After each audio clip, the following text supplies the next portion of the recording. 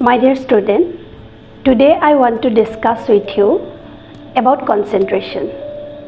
Concentration অর্থাৎ মনোযোগৰ বিষয়ে মই তোমালোকৰ লগত আলোচনা কৰিম. Do you know what is concentration? Concentration is the action or power of focusing on one's attention. য'ত আমি আমাৰ মনোযোগ একত্ৰীকৰণ কৰিব পাৰোঁ, সেয়াই হৈছে concentration বা আমাৰ মনোযোগৰ ক্ষমতা. তোমালোকে এটা কথা জানানে বাৰু জন্তুৰ এই মনোযোগৰ ক্ষমতাটো একেবাৰে কম সেই কাৰণে যিসকল ব্যক্তিয়ে জন্তুবিলাকক প্ৰশিক্ষণ দিয়ে তেওঁলোকৰ কাৰণে বৰ কষ্ট হয় কাৰণ মুহূৰ্ততে তাহাঁতি পাহৰি যায় কিন্তু মানুহৰ এই ক্ষমতাটো আছে কিন্তু এতিয়া যদি মই তোমাক প্ৰশ্ন কৰোঁ যে তোমাৰ কনসেন্ট্ৰেশন ক্ষমতাটো কেনেকুৱা তুমি কথাবিলাক মনোযোগ দিব পাৰানে তেতিয়া তুমি নিশ্চয় ক'বা যে মোৰ কনসেন্ট্ৰেশন ক্ষমতাটো একেবাৰে কম মই অলপ একেবাৰে কম সময়হে মনোযোগ দিব পাৰোঁ এইটো কেৱল তোমাৰে সমস্যা নহয় এইটো সকলোৰে সমস্যা কিন্তু তোমাৰ যে কনসেন্ট্ৰেশন ক্ষমতাটো আছে মই তাক তোমাক এটা প্ৰমাণ কৰি দেখুৱাব পাৰিম কেনেকৈ জানানে যদি মই তোমাক এতিয়া কওঁ যে তোমাৰ ভাল পোৱা কামটো কি বাৰু তেতিয়া তুমি বৰ উৎসাহিত হ'বা আৰু বহুত উৎসাহেৰে তুমি মোক ক'বলৈ যত্ন কৰিবা যে তোমাৰ ভাল পোৱা কামটো কি আৰু সেই ভাল পোৱা কামটো তোমাৰ কাৰণে কিয় ভাল পোৱা কাম হৈ গ'ল তুমি কিয় ভাল পোৱা সেই কামটো কৰি আৰু সেই কামটো কৰোঁতে তোমাৰ কিবা প্ৰবলেম হয় নেকি তোমাৰ একো প্ৰবলেম নহয় তুমি গভীৰভাৱে কনসেন্ট্ৰেট কৰিব পাৰা নহয় জানো কিহৰ কাৰণে কাৰণ তুমি কামটো ভাল পোৱা দ্বিতীয়তে মই তোমাক আৰু এটা উদাহৰণ দিওঁ তোমালোকে স্কুলত বহুত ফাংচনত তোমালোকে এটেন্ড কৰা আৰু সেই ফাংচনবিলাকৰ ভিতৰত চিলড্ৰেন ডে তোমালোকৰ কাৰণে বৰ ভাল লগা নহয় জানো যদি মই তোমালোকক সুধো যে যোৱাবাৰ চিলড্ৰেন ডে তোমালোকে কি প্ৰগ্ৰাম কৰিছিলা তোমাৰ নিশ্চয় গোটেই চিলড্ৰেন ডেৰ অনুষ্ঠানটো তোমাৰ মাইণ্ডত আহি গৈছে মই কোৱাৰ লগে লগে নহয় জানো তুমি কি পাৰফৰ্ম কৰিছিলা সেই পিকচাৰ তোমাৰ মনত আহি গৈছে কেনেকৈ আহি গৈছে কাৰণ তুমি সেই সময়ত কনসেন্ট্ৰেট কৰিছিলা তুমি সেই সময়ত মনোযোগ দিছিলা বাকি সকলোবিলাক কাম পাহৰি তুমি মনোযোগ দিছিলা সেই কাৰণে তুমি তাত তোমাৰ কথাবিলাক মনত আছে গতিকে এই দুটা কথাৰ পৰা দুটা কথা এই কাহিনীৰ পৰা দুটা কথা স্পষ্ট হৈ পৰে কি বাৰু প্ৰথম কথা হ'ল যে আমি কথাবিলাক তেতিয়া মনত ৰাখিব পাৰোঁ বা কোনো এটা কামত তেতিয়া কনসেন্ট্ৰেট কৰিব পাৰোঁ যেতিয়া সেই কামটো আমি ভাল পাওঁ নহয় জানো আৰু দ্বিতীয়তে হ'ল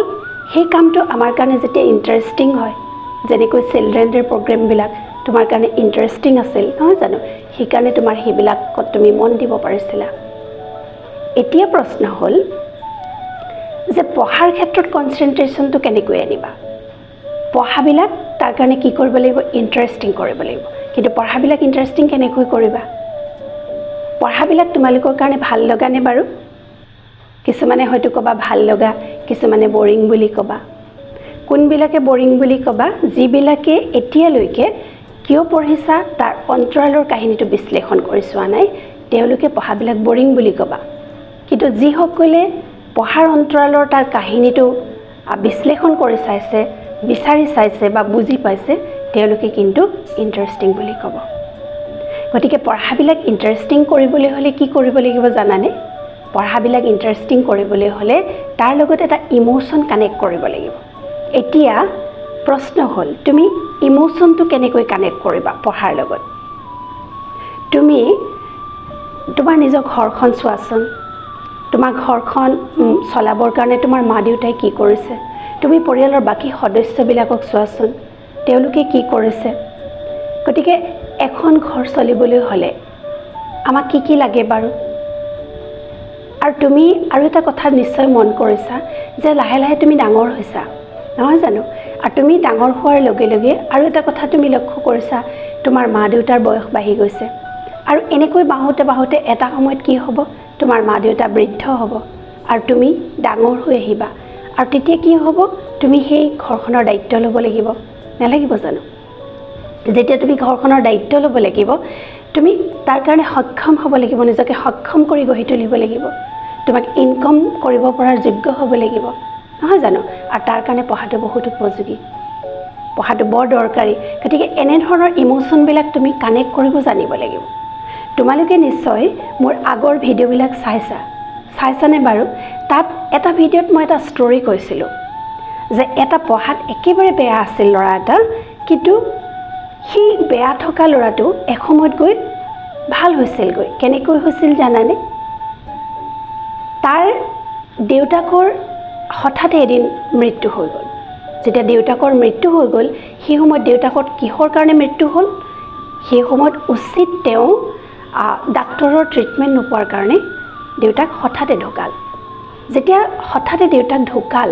তেতিয়া সেই ল'ৰাটোৱে মনৰ মাজতে প্ৰতিজ্ঞা কৰিলে নিজৰ মাজতে প্ৰতিজ্ঞা কৰিলে যে আজিৰ পৰা মই ভাল ধৰণে পঢ়িম আৰু যিহেতু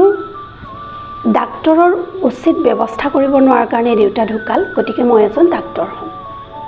আৰু মই দুখীয়া মানুহৰ সহায় কৰিম কাৰণ তেওঁলোকৰ আৰ্থিক অৱস্থা একেবাৰে বেয়া আছিল যাৰ কাৰণে উচিত সময়ত উচিত ডাক্তৰক দেখুৱাব নোৱাৰিলে সেই মতে প্ৰতিজ্ঞা কৰিলে আৰু সেই হিচাপে ল'ৰাটোৱে নিজক দৃঢ় প্ৰতিজ্ঞ কৰি ল'লে আৰু সি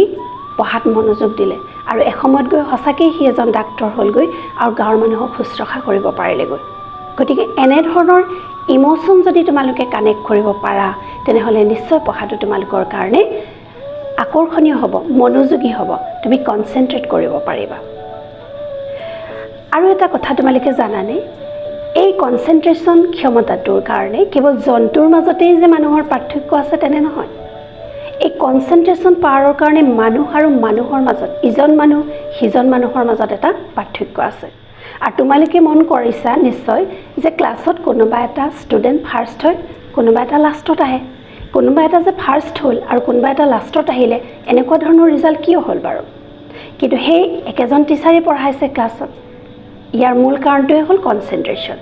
যিজনে মনোযোগ দিছা তেওঁৰ পৰীক্ষা ভাল হৈছে যিজনে মনোযোগ দিয়া নাই তেওঁৰ পঢ়া বেয়া হৈছে নহয় জানো গতিকে এই কনচেনট্ৰেশ্যনৰ সম্পৰ্কত স্বামী বিবেকানন্দই এটা বৰ সুন্দৰ বাক্য কৈছিল তেখেতে কৈছিল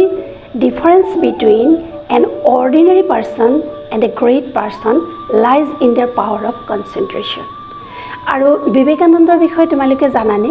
যে বিবেকানন্দৰ অদ্ভুত কনচেনট্ৰেশ্যন ক্ষমতা আছিল মনোযোগৰ ক্ষমতাটো তেওঁৰ বহুত বেছি আছিল আৰু তেখেতৰ এটা কাহিনী মই তোমালোকক কওঁ শুনাচোন কাহিনীটো হ'ল যে এবাৰ বিবেকানন্দই এটা লাইব্ৰেৰীত বহি কিতাপ পঢ়ি আছিল তেনেকুৱাতে তেওঁৰ এজন সতীৰ্থ তেওঁৰ লগৰীয়া ফ্ৰেণ্ড এজন তেওঁৰ ওচৰলৈ আহিল আৰু বিবেকানন্দই এটা ডাঙৰ কিতাপ পঢ়ি আছিল কিতাপখন হ'ল এনচাইক্লোপেডিয়া ব্ৰিটেনিকা তেতিয়া সেই ফ্ৰেণ্ডজনে তেওঁক ক'লে যে কোনো মানুহেই জীৱনকালত এই কিতাপখন পঢ়ি শেষ কৰিব নোৱাৰে তেতিয়া বিবেকানন্দই কি ক'লে জানানে বিবেকানন্দই ক'লে এই কথাটো সঁচা নহয় কাৰণ মই ইতিমধ্যে 9টা ভলিউম পঢ়িলোঁ এইটো মই 10 নম্বৰ ভলিউমটো পঢ়ি আছোঁ তেতিয়া তেওঁৰ ফ্ৰেণ্ডজনে বিশ্বাস কৰিবলৈ টান পালে আৰু তেওঁ কি ক'লে যে 9টা ভলিউম পঢ়িছে বুলি তেওঁ তাৰ পৰা এটা ভলিউম উলিয়াই আনিলে লাইব্ৰেৰীৰ পৰা আৰু আনি পেলাই ৰেণ্ডমলি তেওঁ য'ৰ ত'ৰ পৰা কিছুমান প্ৰশ্ন কৰিলে তেতিয়া সেই ফ্ৰেণ্ডজনে দেখি আচৰিত হ'ল যে বিবেকানন্দই প্ৰত্যেকটো প্ৰশ্নৰে তেওঁক উত্তৰ দিব পাৰিছিল কিয় পাৰিছিল জানানে কেৱল কনচেনট্ৰেশ্যন ক্ষমতাটোৰ কাৰণে কাৰণ পঢ়াৰ সময়ত তেওঁ অকল পঢ়িছিলহে পঢ়াত মন দিছিল সেইকাৰণে তেওঁ য'ৰ পৰা প্ৰশ্ন সুধিছে সেই কথাখিনি তেওঁ ক'ব পাৰিছিল এইখিনিতেই বৰ্তমান ভাৰতৰ প্ৰধানমন্ত্ৰী নৰেন্দ্ৰ মোদীৰ বিষয়ে তোমালোকে নিশ্চয় জানা নৰেন্দ্ৰ মোদীৰ এটা অনুষ্ঠান আছে সেই অনুষ্ঠানটো হৈছে মন কি বাত এই মন কি বাত অনুষ্ঠানটোত এবাৰ নৰেন্দ্ৰ মোদীৰ অনুষ্ঠানটোলৈ শচীন তেণ্ডুলকাৰ আহিছিল আৰু সেই অনুষ্ঠানটোত আৰু বিভিন্নজন ব্যক্তিও আছিল গতিকে শচীন তেণ্ডুলকাৰক সেই সময়ত সেই মানুহসকলে প্ৰশ্ন কৰিছিল যে আপুনি যে খেল খেলোঁতে কেনেকৈ কনচেনট্ৰেট কৰে আপোনাৰ মনোযোগ ইমান ভাল কেনেকৈ তেতিয়া শচীন তেণ্ডুলকাৰে কি কৈছিল জানানে শচীন তেণ্ডুলকাৰে কৈছিল যে মই যেতিয়া খেলোঁ তেতিয়া মই আগতে কি হৈ গ'ল সেইটো বিষয়ে চিন্তা নকৰোঁ আহিব লগা সময়ছোৱাত কি হ'ব সেইটো মই চিন্তা নকৰোঁ এই আহি থকা বলটোৰ ওপৰতহে মই চিন্তা কৰোঁ এই বলটো যে আহি আছে এই আহি থকা বলটোহে মই খেলোঁ গতিকে তেখেতে প্ৰত্যেকটো বলেই তেনেধৰণে খেলাৰ কাৰণে তেওঁ সকলোতকৈ আগবাঢ়ি আছে গতিকে আমি শচীন তেণ্ডুলকাৰক মাষ্টাৰ ব্লাষ্টাৰ হিচাপে জানিব পাৰোঁ। গতিকে সাইণ্টিষ্টসকলে এই কনচেন্ট্ৰেশ্যন সম্পৰ্কত বিভিন্ন সাইণ্টিষ্টসকলে বিভিন্ন ধৰণে বিশ্লেষণ কৰি চাইছে আৰু তেখেতসকলে এটা কথা প্ৰমাণ কৰি দেখুৱাইছে যে মানুহৰ কনচেন্ট্ৰেশ্যন ক্ষমতা একেবাৰে কম, 15 মিনিট বা 20 মিনিট সময়। গতিকে যদি আমি পঢ়িবলৈ বহোঁ, আমি একেলেঠাৰিয়ে 15 মিনিট বা 20 মিনিট সময়হে সেই বিশেষ বিষয়টোত কনচেন্ট্ৰেট কৰিব পাৰিম, তাতকৈ বেছি সময় আমি নোৱাৰোঁ। সেইকাৰণে পঢ়াৰ মাজত আমি 20 মিনিটৰ অন্তৰালত বা 30 মিনিটৰ অন্তৰালত আমি খন্তে সময় ব্ৰেক ল'ব লাগে। আমি উঠিব লাগে, ইফালে সিফালে অলপ খোজ কাঢ়িব লাগে, পানী খাব লাগে। কিন্তু এই সময়ত তোমালোকে ভুলতো মোবাইল নচুবা। মোবাইল চুলে তোমাৰ মনটো কমপ্লিটলি মোবাইললৈ গুচি যাব, পঢ়াত আকৌ মন দিব নোৱাৰিবা। গতিকে সেই অকণমান 5 মিনিট সময় ইফাল সিফাল কৰাৰ পাছত তুমি পুনৰ বহিবা, পুনৰ পঢ়িবলৈ আৰম্ভ কৰিবা। এনেধৰণে পঢ়ি থাকিলে তোমাৰ কনচেন্ট্ৰেশ্যন পাৱাৰটো বৰ্তি থাকিব। কিন্তু এইখিনিতেই এটা চিক্ৰেট তোমালোকে জানি লোৱা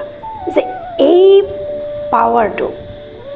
জৈৱ জন্তুৰ নাই, কেৱল মানুহৰহে আছে, তোমাৰ নিজৰো আছে, প্ৰত্যেকৰে আছে। গতিকে সেই 15 বা 20 মিনিট যিকণ সময় তুমি পাইছা, সেই 15 বা 20 মিনিট সময় তুমি কাকো নিদিবা। তুমি সেই 15 মিনিট বা 20 মিনিট পঢ়িবলৈ বহিছা, তুমি কেৱল মাত্ৰ পঢ়াত ফ'কাছ কৰা। তোমাৰ পঢ়াটোৱে সেই সময়ত মূল বিষয় হয় আৰু সেইকাৰণে don't divide it to others. সেই 15 মিনিট বা 20 মিনিট কাকো নিদিবা। তুমি দুনিয়াৰ সকলো কথা পাহৰি যোৱা, কেৱল পঢ়াত ফ'কাছ কৰা। তুমি নিশ্চয় তোমাৰ মনোযোগ ক্ষমতা ভাল হ'ব আৰু তোমাৰ নিশ্চয় পঢ়াটো উন্নত হ'ব বা তুমি কনচেন্ট্ৰেট কৰিব পাৰিবা। কিন্তু এইখিনিতেই আৰু দুটামান কথা তোমালোকক কৈ থওঁ যে যদি তোমাৰ টোপনি বেয়া হয়, যদি তুমি বেছি টেনশ্যন লোৱা, ষ্ট্ৰেছ লোৱা, যদি তোমাৰ কিবা শাৰীৰিক প্ৰব্লেম থাকে, তেতিয়া তুমি কিন্তু পঢ়াত মনোযোগ দিব নোৱাৰিবা। সেইকাৰণে আমাৰ টোপনি আমাৰ কাৰণে বহুত দৰকাৰী। আৰু তাৰোপৰি তোমাৰ শৰীৰত যদি কিবা প্ৰব্লেম হৈ আছে, সেইবিলাক ডাক্তৰৰ ট্ৰিটমেণ্ট লৈ সেইবিলাক ভাল কৰি লোৱাটো বৰ দৰকাৰী। তেতিয়াহে তুমি পঢ়াত মনোযোগ দিব পাৰিবা। গতিকে এই আলোচনাখিনিৰ পৰা তোমালোকে কি শিকিলা বাৰু? প্ৰথম কথা হ'ল যে মানুহ আৰু জন্তুৰ মাজত পাৰ্থক্য আছে আৰু এই বিৰাট পাৰ্থক্যৰ অন্তৰালত থকা কাহিনীটো হৈছে কনচেন্ট্ৰেশ্যন। কাৰণ মানুহৰ কনচেন্ট্ৰেশ্যন ক্ষমতাটো আছে, জীৱ জন্তুৰ নাই। কিন্তু এই পাৱাৰটোৱে, এই মনোযোগৰ ক্ষমতাটোৱে, কনচেন্ট্ৰেশ্যন পাৱাৰটোৱে এজন মানুহ আনজন মানুহৰ মাজতো এটা পাৰ্থক্য আনে। দ্বিতীয় কথাটো আমি কি পালোঁ যে কনচেন্ট্ৰেশ্যন ভাল কৰিবলৈ হ'লে, কোনো এটা বিষয়ত মনোযোগ দিবলৈ হ'লে সেই বিষয়টো তুমি ভাল পোৱা হ'ব লাগিব, তোমাৰ কাৰণে ইণ্টাৰেষ্টিং হ'ব লাগিব। গতিকে পঢ়া বিষয়টো ভাল কৰিবলৈ হ'লে, ভাল পাবলৈ হ'লে তুমি সেইটো ইণ্টাৰেষ্টিং বনাব লাগিব। কেনেকৈ ইণ্টাৰেষ্টিং বনাবা, তাৰ লগত তুমি এটা ইম'শ্যন কানেক্ট কৰিব জানিব লাগিব। আৰু 3 নম্বৰ পইণ্টটো হ'ল যে আমাৰ কনচেন্ট্ৰেশ্যন সময় একেবাৰে কম, 15 মিনিট বা 20 মিনিট। গতিকে এই 15 বা 20 মিনিট সময় তুমি কাকো নিদিবা।